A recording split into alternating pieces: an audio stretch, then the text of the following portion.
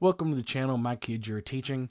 We created this channel and this website in order to support parents, inform parents about what's going on in our schools and with our children in general.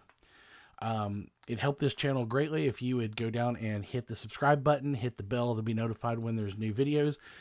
It is our intention to put these things out to inform parents of news stories and things that are happening in your school system with your specific school or your school boards all across the United States.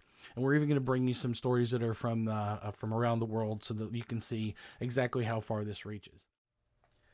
NAMBLA makes the laws. NAMBLA's alive and well, folks, and being very active in politics and advocacy. Remember, Romeo and Juliet and close in age laws are not always for logical reasons.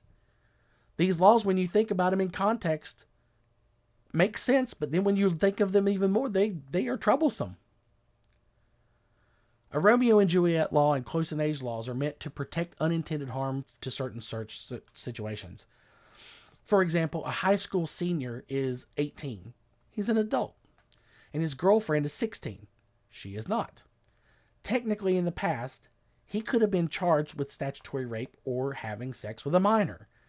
Now, these laws were meant to protect situations like this from destroying a person's life. He could have been labeled a sex offender,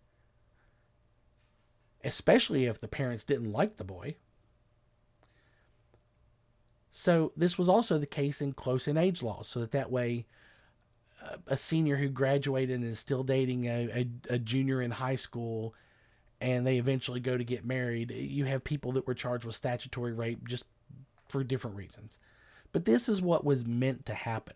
But people like Harry Hay and John Thorstad, or David Thorstad with NAMBLA, push these to a crazy place. So close in age laws in some states like Florida doesn't make sense when you do the math. For example, close in age laws in Florida is 8 years between the adult and the minor, as long as the minor is not younger than 13. Now let that sink in for a second. Let's do that simple math. 13 plus 8 is 21. So according to the close in age provision, a 21-year-old man can have sex with a 13-year-old,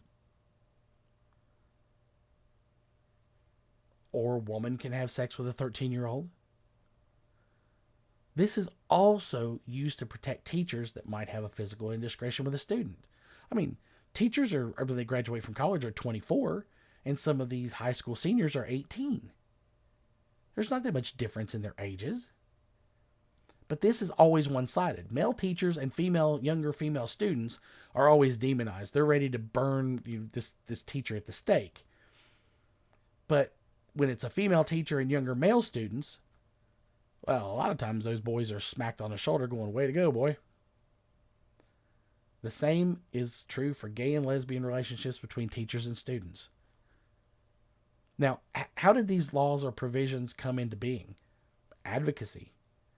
NAMBLA has advocated for these types of provisions for 43 years, and they keep moving the dial little by little. NAMBLA uses arguments such as the following. If a 16-year-old and a 15-year-old can have sex and give consent to have sex, then the age of consent is not 18, it's 15. Since minors can give consent to sexual activity, then minors have the capacity to understand such topics at younger ages. And since minors under the age of 18 have the ability to give consent and enter into consensual sexual activity, which is a contract, then criminalizing any activity with minors would not be allowed. And this is what NAMBLA believes. It has advocated behind the scenes and in court to lower the age of consent for decades. In every state in the U.S., consent laws and ages have lowered those ages to 15, 16, 17. It is the position of those that advocate for pedastry and pedophilia that minors can give consent at any age, even as young as 5 years old.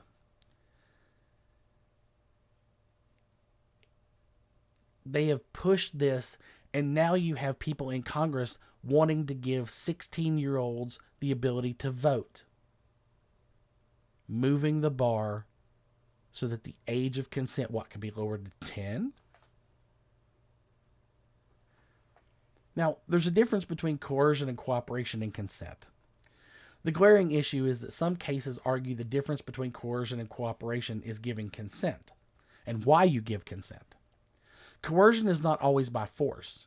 It can be by giving or withholding attention. Bribery of a person is coercion. If an adult shows favor to a child, gives them gifts, showers them with attention, this is coercion and is gaining consent illegally. A minor cannot understand the difference between coercion and cooperation. If consent is given without any external influences, well, that's cooperation, such as the case between two teenagers out on a date.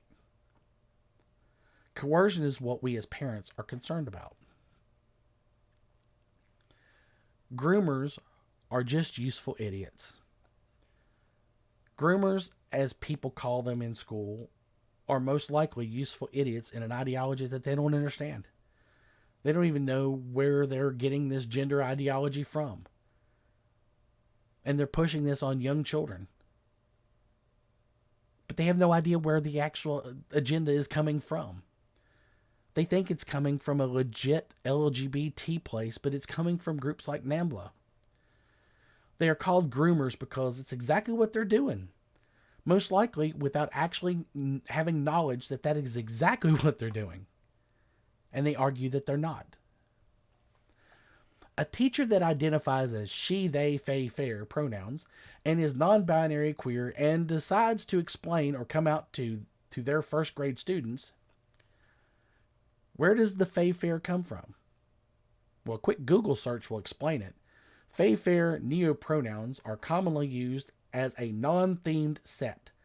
They may also be used as a noun self pronoun set associated with fae or fairies. Is this a possible radical fairy reference from the 1970s? Well, sure it is. It's a spiritual movement. These teachers have no idea where these references come from or why they are so dangerous. And they're supposed to be teachers of history and math and science, and yet they still push this without actually doing the research of where it came from. A quick Google search will tell you where it is. Teachers that come out to their students and provoke conversations with their students unconsciously are causing issues in the authority figure trust relationship that we as parents told children to trust them. A teacher will unconsciously show more attention to a student that says they might be different also. Students see this gift of more attention and they say, wow, I might identify as a different gender to gather more attention or attention from their fellow students. This is an unconscious action on the part of the grooming. Teachers are not intentionally grooming these students so they can have sex with them. Not at all. Teachers that enter into this gender ideology and sexual identity agenda with their kindergarten through third grade students are unwittingly luring students to follow an authority figure, even if they understand gender issues or not. A male student might change into a dress or to gather attention not only from the teacher, but other classmates as well. Because if any student calls that boy names or makes a comment about him wearing a dress, then that student is scolded, chastised, made to apologize, might even be suspended for hate speech in some school systems. So of course these students are going to follow this primrose path of protection and attention. Years ago, children were warned not to take candy from a stranger. In other words, do not accept gifts from someone that might not have your best interests in mind. The same with some of these teachers. They think they are on a mission, a holy mission or crusade to bring these children to know their true self, just like the journey those teachers themselves are on. The difference is that these children are not grown adults. They are children. Two very different things are at play, and parents need to know the difference, because these teachers obviously do not. NAMBLA states that they are the only true advocate for children's rights and their freedom to choose for themselves. This is, of course, so members of NAMBLA can have sex with these youths and not be arrested for it, but that's their point. These teachers pushing this gender crusade on students really don't understand where it started, why this is important to know where it started. We were told to be good examples for our children. Why? because children emulate and imitate adults, people that they look up to, that they place their trust in. Why are we not requiring better from teachers for our young children?